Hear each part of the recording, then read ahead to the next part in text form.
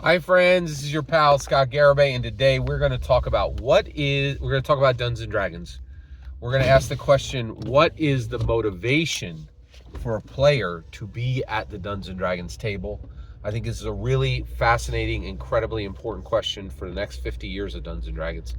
And we're going to look at it through the lens of Severance, the Apple show, the Ben Stiller show, this incredible show about labor, and how labor is changing and what the new meaning of labor is for Americans. And really, really powerful show. And we're going to look specifically at the motivation of the severed employee, Mark S. All right. And then we're going to look at what that means for understanding player motivation for why players are at our Dungeons and Dragons table. And we're asking this question. We're asking, why are people at our Dungeons and Dragons table?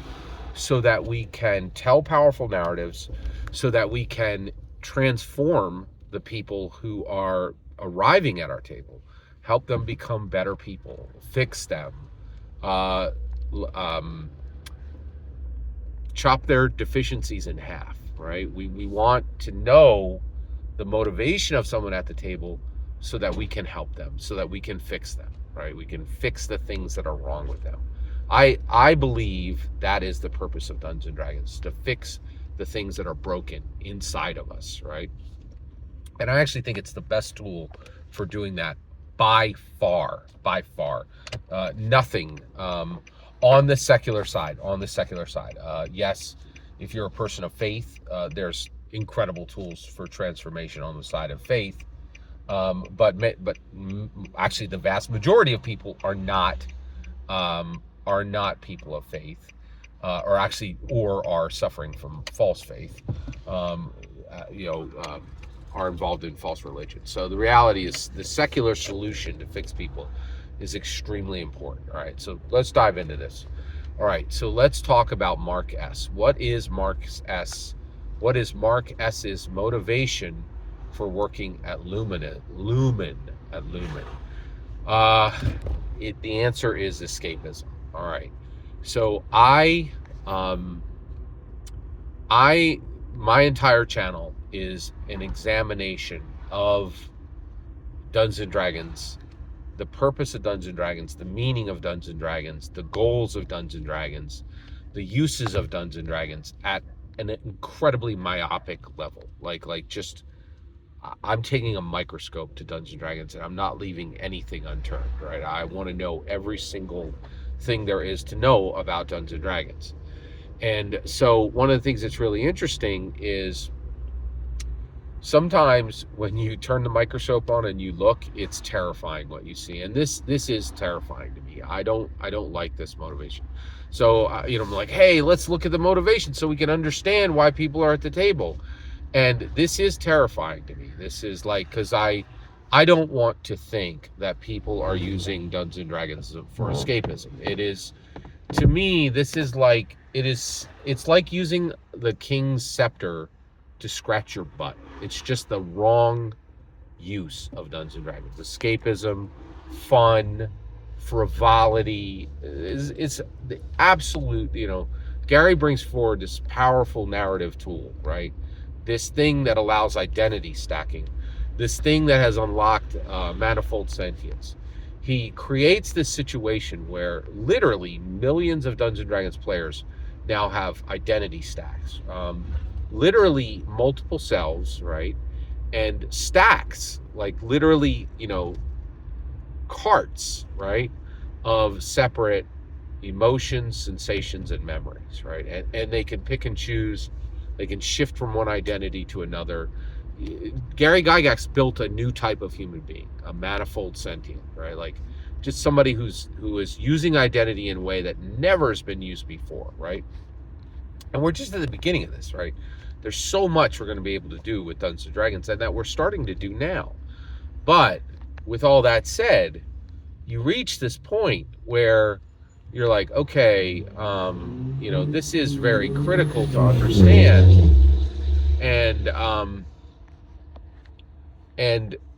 people are using Dungeons and Dragons for escapism. So Mark S is using his his severed employment at Lumen to cut himself off from his wife Gemma, right? So his wife Gemma, I think first of all, this show is outrageously. I don't think the show is confusing. It's complex, right? And so this is my understanding. Please correct my understanding if you think it's wrong. So Mark S fell in love with this woman, and they had a relationship, and then she really wanted to be pregnant. She wanted to have a child with Mark, right? But then she got pregnant, and then she lost that baby, and they got into this cycle where they could not have a baby, and it just broke Gemma more and more and more and more, to the point where she died from her grief, right? And then Mark is in this situation where he can't live without her, so he chooses a severed employment with Lumen so that he can forget his wife, right? So that pain is gone, right? And I definitely think this is happening with Dungeons and Dragons. There are people who have very real problems in life, real struggles, real sorrows, and they're like, I'm going to use Dungeons and Dragons to escape my reality, right? And I think this is horrible. This is just a terrible, terrible misuse of Dungeons and Dragons, right? Like, it's just not a good use. We should be using Dungeons and Dragons to improve ourselves, to explore ourselves, to understand ourselves. And once we've understood ourselves, to understand the person that's next to us at the table. And once we've understood every person at the table, to understand the first person beyond the table, and then to understand humanity itself, right? And it's this secular, powerful tool to allow us to do that.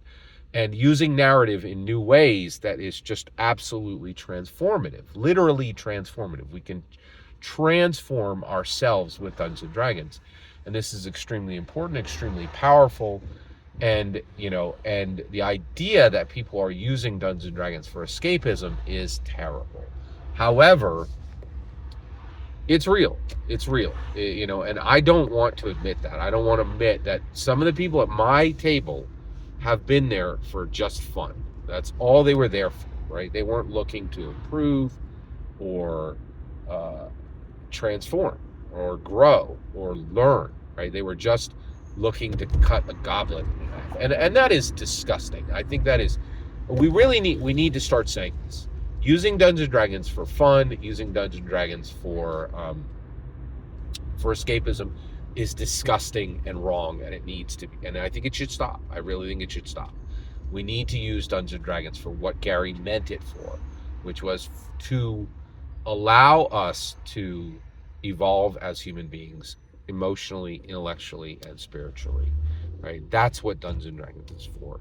And so I did want to take a look at Mark S's motivation, and we need to look at why people are motivated to be at the table. And I do believe Severance is perfect in describing this and discussing this correctly and appropriately and thoroughly, right? Like, if you look at the motivation of the core four in Severance, right, you are then arriving at what at the true motivations people have when they come to Dungeons and Dragons. And that's pretty incredible. And how did that happen? How does Severance perfectly explain the motivations for people at the table? Well, that's a deep subject. Let's get there. Because Severance is about labor, right? And I think Dungeons and Dragons is about the ultimate labor of humanity, right? And so when they abstracted the labor of Lumen, they're really kind of looking at the labor of humanity. And that's exactly what Dungeons and Dragons is targeted at, the labor of humanity. Every single word you just heard in this video is my humble opinion. Not a thing more and not a thing less. The important part is when I get to hear your humble opinion, when you get in the comments and send your traffic. Please consider liking and subscribing, and have a fetch millennium.